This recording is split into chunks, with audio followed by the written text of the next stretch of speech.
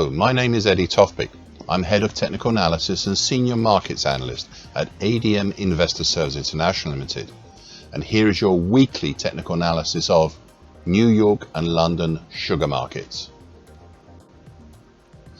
Ice raw sugar in New York. There are two immediate features to consider here on my daily chart. One is real and one is possible.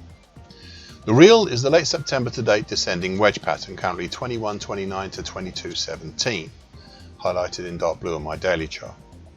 Late last week we had an attempted break higher out of it, but it failed miserably.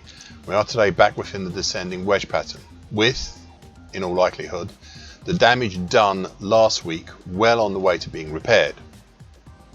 There is no outcome to this pattern as yet, but please keep a close eye on this pattern, as it will provide the immediate move of the market.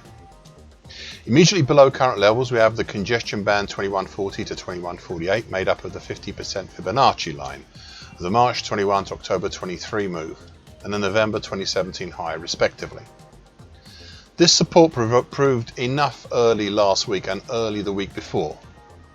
On the top side, just above the upper trend line, we have the narrow congestion 2235 to 2237, which mainly works right now on a closing basis.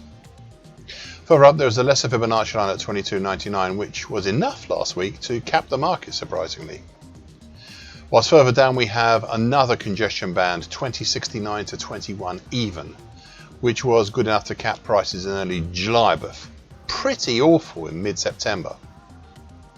Just below this congestion band is the flatlining long moving average, currently at 2059.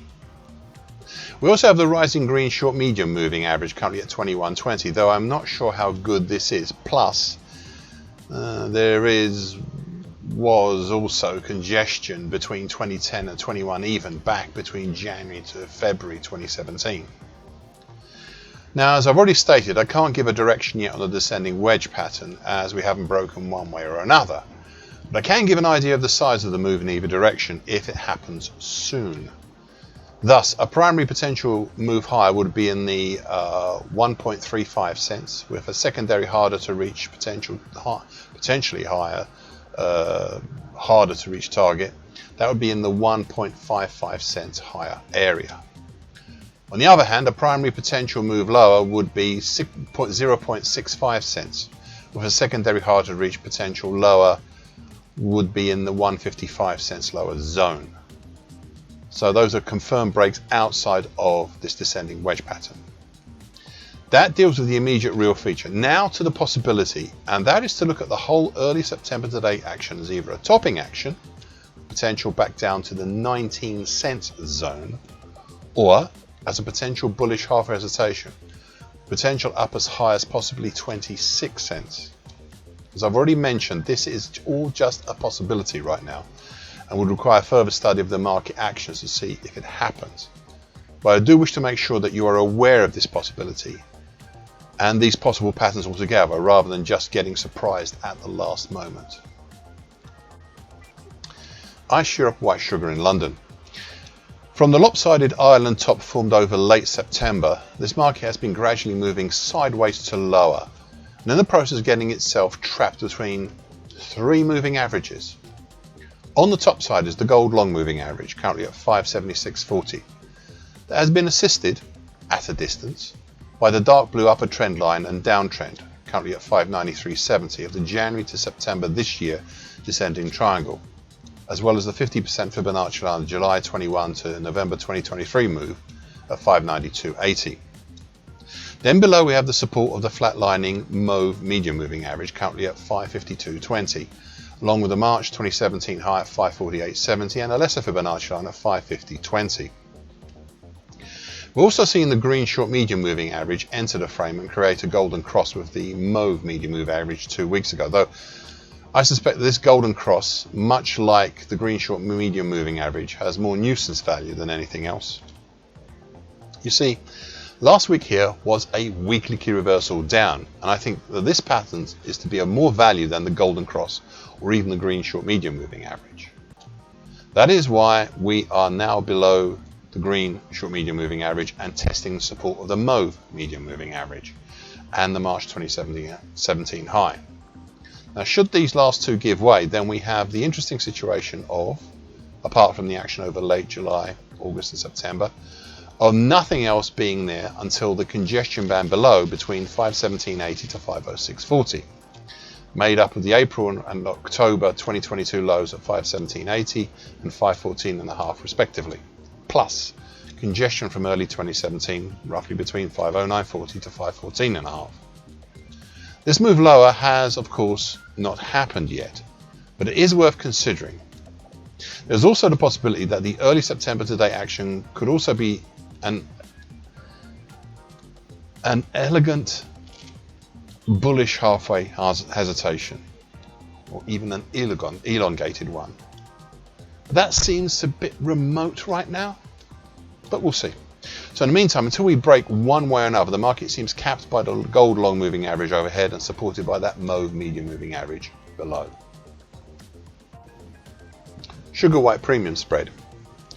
27 weeks ago, the market made a huge combined weekly key reversal down and bearish engulfing pattern.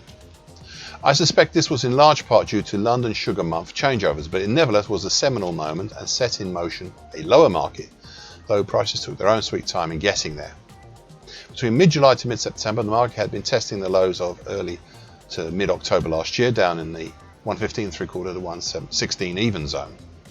I also noted, many times, that though we had been held up in that region for a while, this support may not have been as strong as seen back in October 2023, and this proved to be the case. 8 weeks ago, I highlighted how the market made a significant weekly pattern, an immediate countering key reversal down and bearish engulfing pattern, punching down through this 115.75 to 116 even zone, and down through the next congestion zone made up of lesser Fibonacci lines at 107.75 and 104.5 to new lows not seen since February 2023. I said about the supports below 8 weeks ago, and I quote, "There are lesser Fibonacci lines further down at 107.75 and 104.75, but I'm not sure how good these are. The next support of note would be the lows of the first week of February 2023 at 83 even, the mid-February low at 83.75, and the early February low at 81.75. End of quote. Now, I continued further, and is an important piece I dealt with, and I quote, "The only feature to consider is a new one I've drawn on my weekly chart, which is not as yet established, but which deserves consideration. It's the April to date descending wedge pattern, that's currently 80.25 to 113 even. This is still a nascent pattern, but one worth watching." End of quote. 7 weeks ago, prices breached and closed below this pattern, and it was no longer a nascent pattern, but the main pattern for the market now. I added 7 weeks ago, and I quote, "The key feature to watch for, apart from the obvious breakout of the descending wedge pattern itself, is when the lower trend line crosses the purple neckline extension to the significant February to September 2020 head and shoulders top, and that's currently at 76.75. It will be approximately during the week ending the 22nd of November this year." End of quote. Well, last week, barring that quick drop and reversal back up in early October, last week we saw the first considered close below the purple neckline. The question this week is whether the market will react the same way as it did in early October and zoom back up, or will it try and sustain the move lower? Though it is early days as yet, it is sustaining the move, but it is very, very precarious. So what have we in the way of opportunities and barriers on the downside? I'll try and keep it simple and short, as the much larger picture has even me somewhat scared. For immediate support below, look to the November 2021 low at 68 even, and then a congestion zone between 55 even to 45 even, dating from July to September 2021. Now, in the bigger picture, we have to look for the opportunities presented by the break below the descending wedge pattern. A primary target X for this would be in the 65.25 zone, just below the November 2021 low, and, as I have said for many weeks now, is doable. However, the secondary, harder, much harder to reach target X1, well, that would be down in the 1 zone. Yes, 1 even. And this has gotten me somewhat scared, as this is below what I know to be the prior lows, notably my 2009 low at 22.25. All this is without even considering the implications that just possibly the move lower may have triggered targets finally with a huge 2022 to 2023 diamond top pattern. And on that, well, I shudder at the thought of it. Thank you for listening. This weekly broadcast gives the essential market patterns and consequences. Please be aware of the risk disclaimer posted both at the front and at the back of this broadcast. Copyright is Eddie Tofpik and ADM Investor Service International Limited. And here comes the final important bit.